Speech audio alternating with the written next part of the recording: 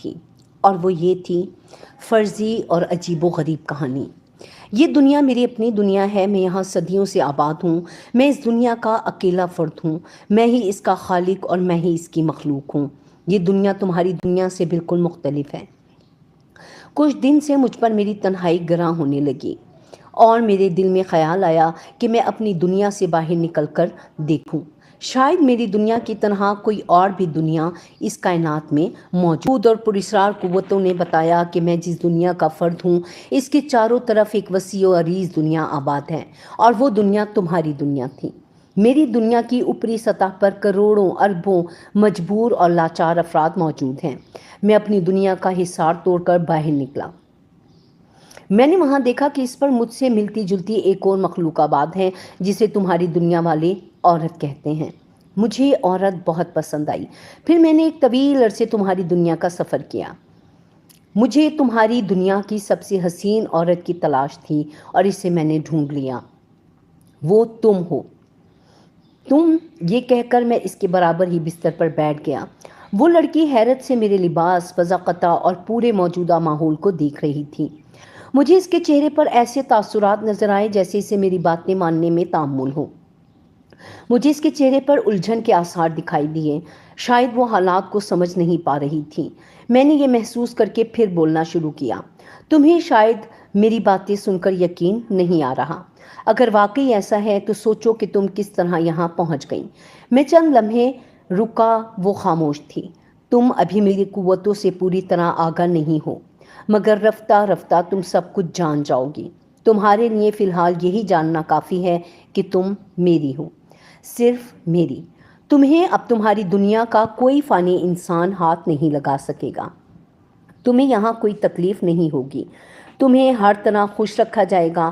تمہاری خوشی ہماری خوشی ہے، بلکہ ہم تمہیں اس بات کا اختیار دیتے ہیں کہ تم ہماری دنیا میں رہنا چاہو تو ہمیشہ یہیں رہو، یا صرف ہمارے ساتھ رات گزار کر اپنی دنیا میں واپس چلی جاؤ۔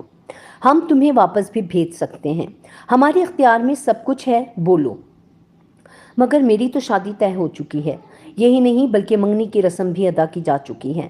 میں اب کس طرح وہ سب کچھ بھول جاؤں؟ اب تم صرف ہماری ہو۔ تم اب اپنی دنیا کے کسی بھی انسان کی نہیں ہو سکتی۔ اگر کسی نے ہماری امانت میں خیانت کرنے کی جسارت کی تو ہم اسے جلا کر خاک کر دیں گے۔ میں نے سختی سے کہا، ہم تمہاری ہر خواہش پوری کر دیں گے، میں کہہ رہا تھا۔ وہ پہلے کچھ جھجکی، کچھ شرمائی، مگر میری مسلسل دست درازیوں نے آخر اسے بے بس کر ہی دیا۔ اس نے سب سے پہلے میں نے عورت کے بارے میں صرف سنا تھا، آج وہ سب کچھ دیکھ بھی رہا تھا، اور مجھے اپنے اوپر قابو رکھنا مشکل ہو رہا تھا، اور چند ہی لمحوں میں جذبات کی ایسی تیز رو چلی کہ مجھے اپنے ہوش نہ رہا۔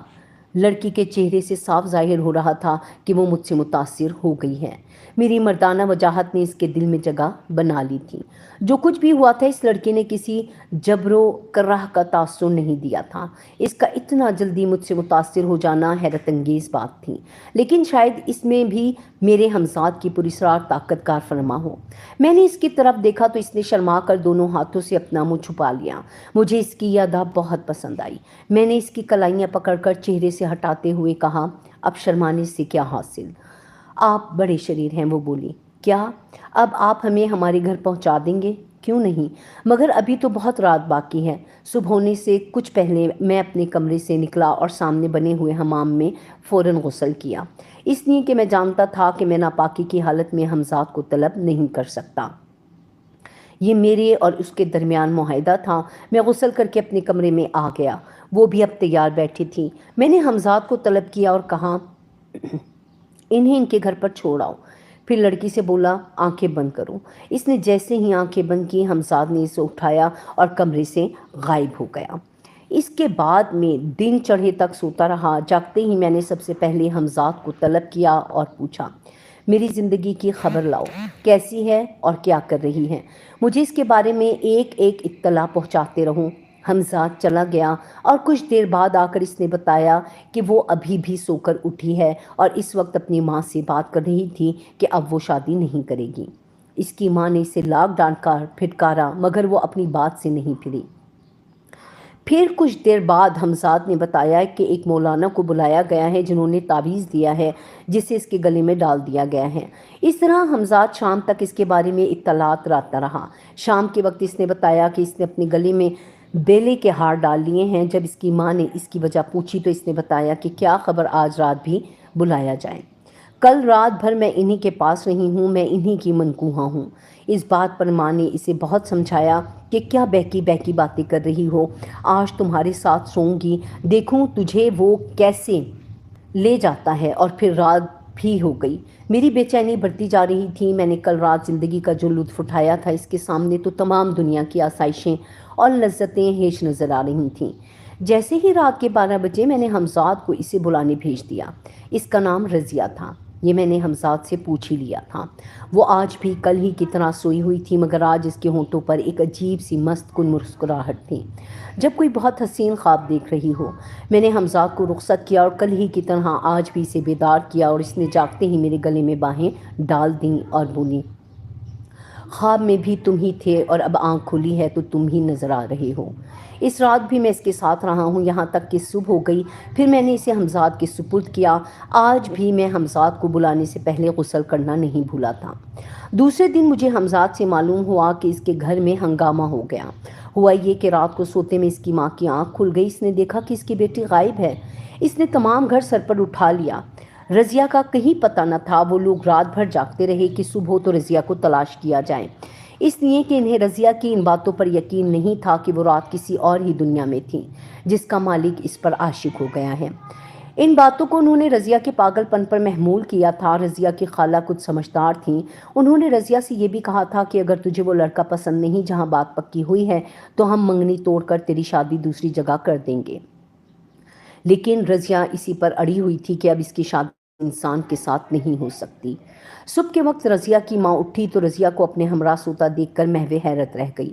انہوں نے رضیہ کو فوراً جگایا اور پوچھا کہ وہ رات کہاں گئی تھی اور کس طرح اور پھر کیسے واپس آ گئی، جبکہ اندر سے حویلی کا پھاٹک بند تھا۔ رضیہ کا وہی ایک جواب تھا، نتیجہ یہ کہ اسے مولویوں کو دکھایا گیا مگر لا حاصل۔ آخر بات یہاں تک پہنچی کہ اس کے سسرال والوں کو بھی یہ خبر ہو گئی کہ لڑکی شادی سے منکر ہے اور اس کے سر پر کوئی جن ہے۔ وہاں سے فوراً منگنی ٹوٹ گئی۔ اب کوئی رضیہ کی ماں کو رشتہ دینے پر آمادہ نہیں تھا۔ رضیہ ہر رات میرے پاس ہوتی تھی، ظاہر ہے کہ اس کا کچھ نہ کچھ انجام تو ہونا ہی تھا۔ رضیہ کا پاؤں بھاری ہو گیا۔ اب میں نے رضیہ کو بلانے میں ناغہ شروع کر دیا اور میری یہ حالت تھی، عورت کا ایسا عادی ہو گیا تھا کہ بغیر اس کے چین ہی نہ پڑتا تھا۔ آخر مجبور ہو کر میں نے حمزاد سے کہا کسی اور لڑکی کو لاؤ۔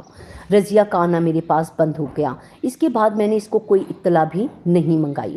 میں ایک اور لذت میں گم تھا، یہ خورشید تھی، لیکن اس کے ساتھ بھی کچھ دن بعد ہی وہی حادثہ ہوا جو اس سے پہلے ہو چکا تھا۔